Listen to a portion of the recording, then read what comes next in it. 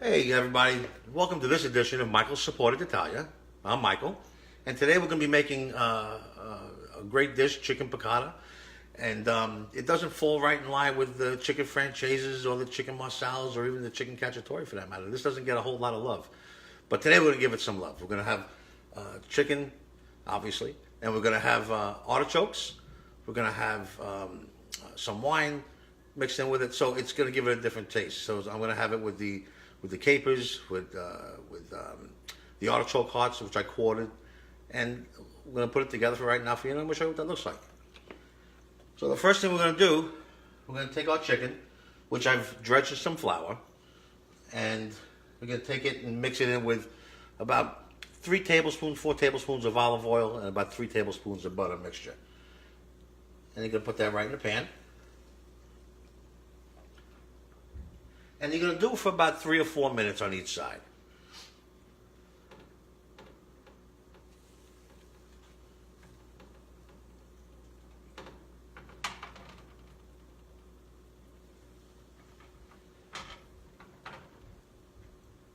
And the key is not to move it around too much. Just let it do its thing.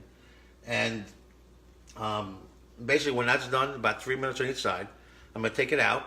And I'm going to start adding the stuff for the items for the sauce, like the white wine, chicken broth, the artichokes, and the capers. And I also put a different twist on it. I put a little lemon zest in it too. It makes it taste really, really good. So basically, we're going to let this sit for about 3 minutes on each side, and then we're going to make the rest of the magic happen. So, like I was alluded to earlier, everybody goes with chicken franchise and they go with chicken marsalas when they order it. But chicken piccata doesn't really rank right up on top of the chicken dishes that people order, and it's because it's capers are used, and capers are not it's an acquired taste. But you can also substitute the capers. You can use, instead of capers, you can use Spanish olives with the pimentos inside, and you can dress it up any way you want. Most of the dishes that I make are very versatile, so you can change things up as you go along. But in this particular dish, I do enjoy the capers, and it's not for everybody. But you can always, like I said, you can always add olives, whether the black or the green. You can use Sicilian olives, you can use the black olives, whichever ones you want, Greek olives, or you don't have to use olives at all. But I'm going to change it up a little bit by using some artichoke hearts, which gives it a nice substance for the gravy. So we're about a minute away from turning this over. You want it to get, again, about 3-4 minutes on each side. But you don't want them too thick, obviously, because they're not going to cook well on the inside. So you're going to turn them over one time. And, if they are a little bit thicker, you may want to fillet them, butterfly them, and then pound them a little bit. But you don't want them too thin because then they'll get dried out. So, don't know if you can hear the sizzle, but the sizzle is a good indicator that things are magic is about to happen. Anything that sizzles is great. But yeah, it's a great dish, and I'm using fusilli spaghetti for this. You can use any pasta you want. You can use regular rigatoni. You can use ziti, linguine, whichever way you want. Again, everything I do is very versatile.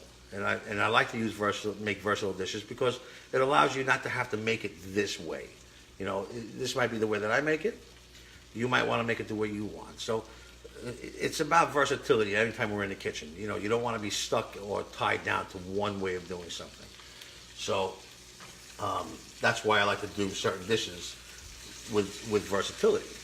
So whether it's some people like meatballs, some people like to make turkey meatballs. There's a lot of different things that you can do. People make lasagna. Maybe they don't make it the way everybody else makes it. Some people make it with vegetables. So again, it's all about versatility because there might be some people that don't like it the way you make it. Especially with a group of people in the house that may like certain things a certain way. Some don't, but that's okay. If you take out the capers, then you can really cater this to everybody. So I think we're about done on the one side.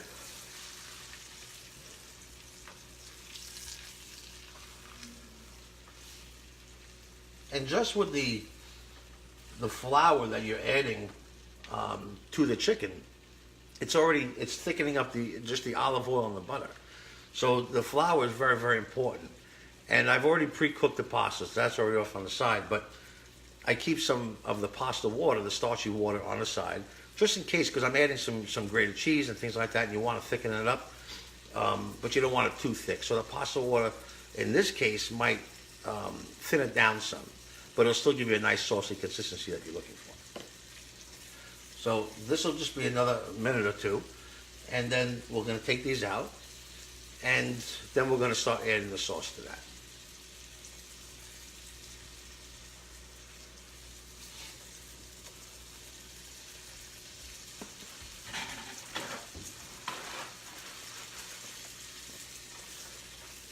These are coming along really nice.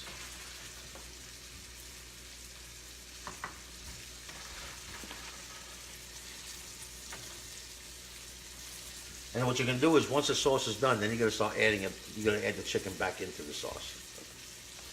And then once it cooks for another couple of minutes or so, then you add the pasta and you just turn it.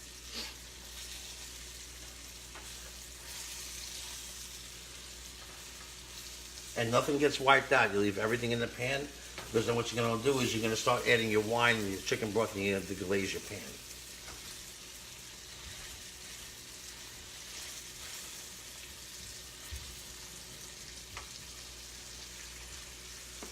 So what you're going to do, take some paper towel, just put it off to the side, just so when you take it out, you can rest it on the paper towel.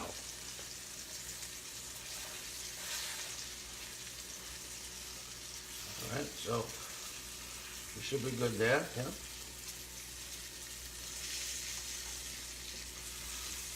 This looks beautiful by itself.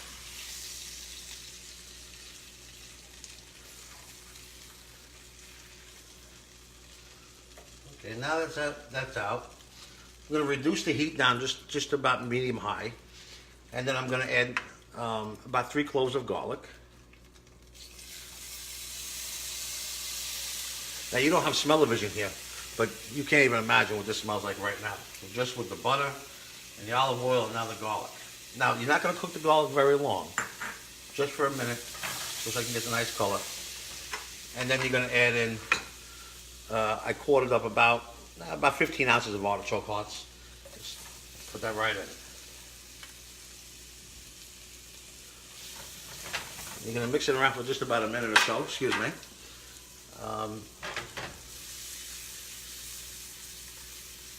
Not too long.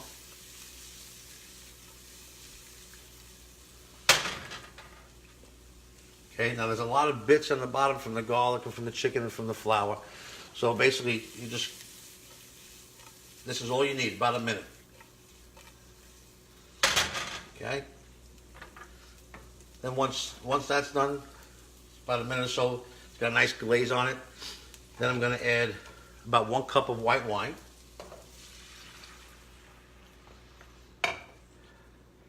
And about 3/4 of a cup to a cup of chicken broth. There's a lot of goodness going on here, ladies and gentlemen. And then I'm just going to whisk it like this here. Just so I can get the stuff off the bottom. I'm going to raise the heat up just a little bit. And you're going to want to reduce the wine down about half. Just to get the alcohol content down. It's going to reduce itself. You want to have it simmer. Again, just for about a minute or so, but getting all the stuff off the sides, all the bits off the bottom, and that's what that's doing. Okay, raise it up, and you let it simmer for about a minute or so. You want to start to see it bubble up a little bit on the sides. And then once that starts to boil, once it starts to form a nice sauce, then I'm going to add my capers, and I'm going to add in the lemon zest. Roughly about 3 tablespoons, or 3 teaspoons, I should say, of the lemon zest. You use about 3 tablespoons of the capers. And I set aside about a half a cup of the pasta water. So I put that on the end because I add grated cheese out at the end. And then I'll add that in, and everything will start to blend well together.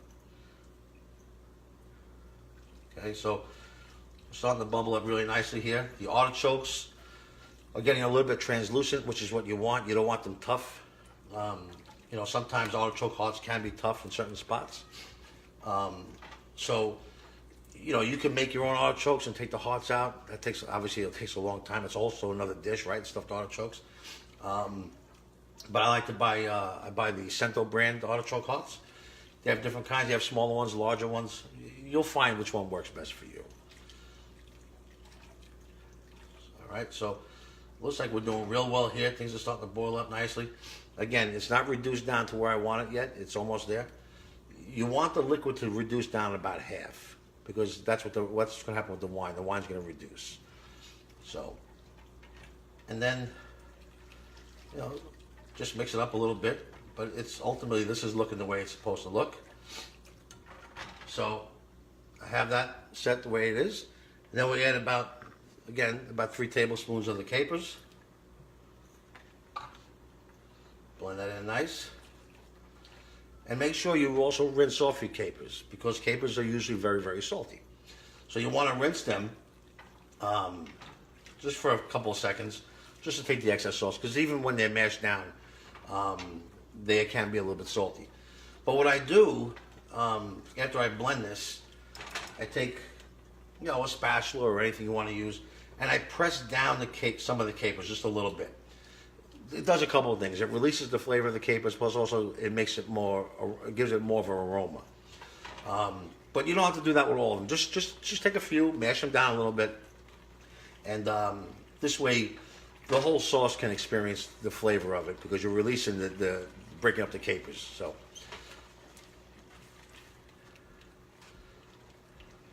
okay, so we're looking good. And then I'm going to take, roughly 2 teaspoons of lemon zest.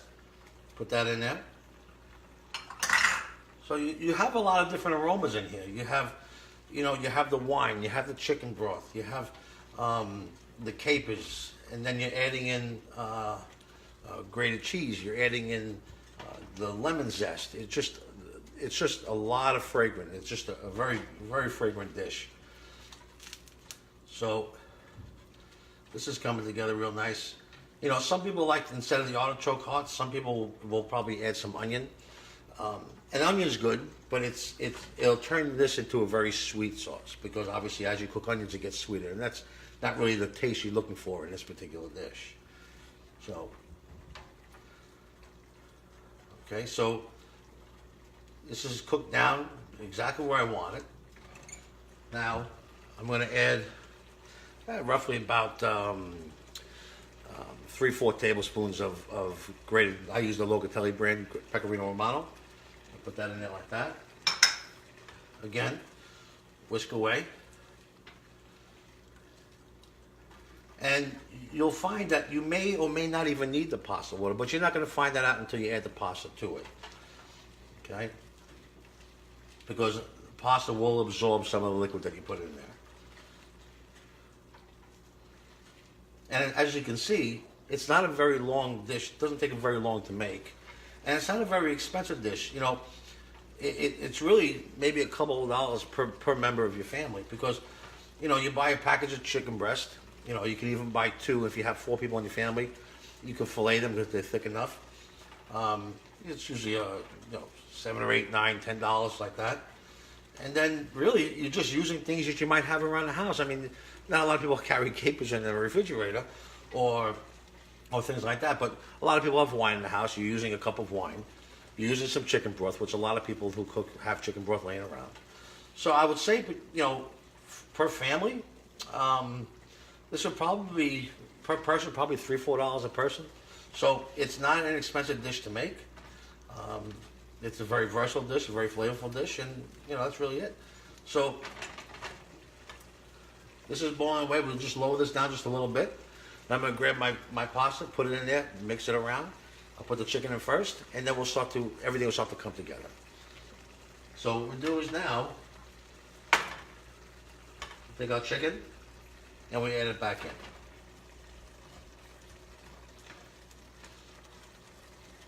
You can just move the other ingredients out of the way because you don't want the artichokes and the capers, you don't want that to burn. So just move it out of the way, let the chicken sit in there.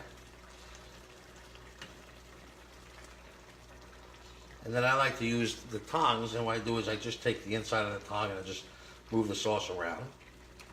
It almost acts like a spoon, and I just push it around. And one of the secrets that I do, well, it's not going to be a secret very long, is it? I'm going to tell you what it is. For the flour, you know, a lot of people use salt for their flour or they pepper. You know, you should always season your flour. Don't ever put anything on unseasoned flour. It's just, remember, you want to make things flavorful. So the more things you add to the dish that doesn't have flavor, like a lot of water and flour that doesn't have any seasoning to it, or breadcrumb doesn't have any seasoning to it, it takes away from everything you're doing. So what I do is I take the grated cheese and I mix it in with my flour. Some people like to use salt, but you know, to me, everybody that knows me, that knows what I cook, I love grated cheese on a lot of things. So how bad can it be if you add it to your flour, right? If anything that's dry, obviously it's going to be good. But you know, people have, you know, you don't need to really add added salt to your diet. All right, so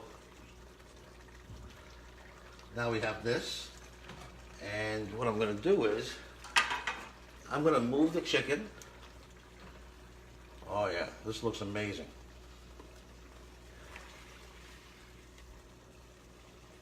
Off to another plate.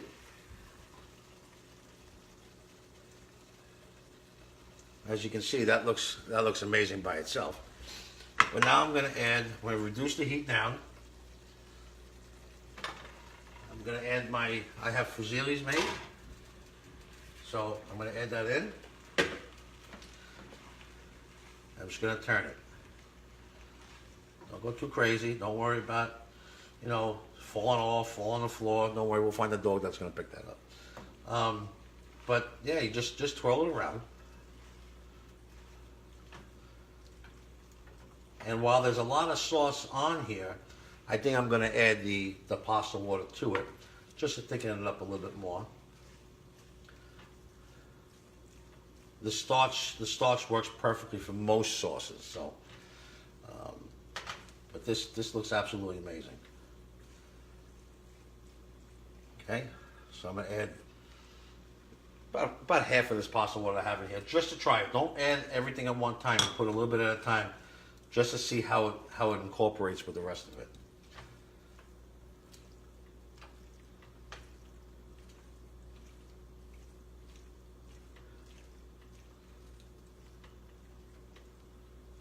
Okay, that looks great.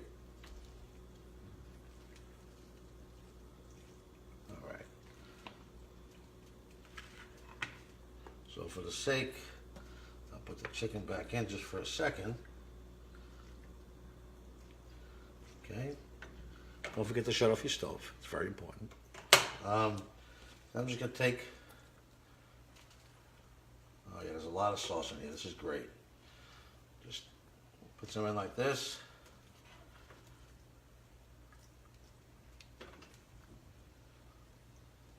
Make sure you get your artichokes in there, your capers in there.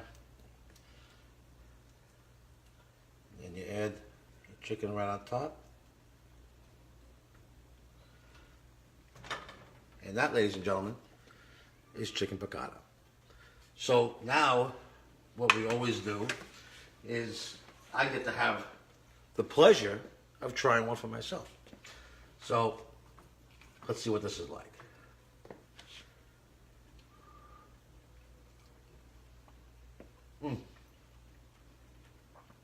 You can't have any of this.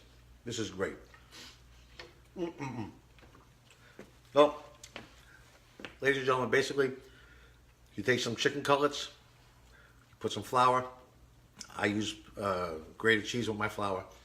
You dredge it, then you put it in a pan with some olive oil and some butter, about 3-4 minutes on each side. Take it out. You add your capers, your white wine, your chicken stock, lemon zest. I will post the recipe for you so you can see it. But that's really it. It doesn't take that long, as you can see, and it's really a great meal. So thank you for joining me on this edition of Michael's Supported Italia. And until our next adventure, have a great night, and I'll speak to you soon. Bye-bye.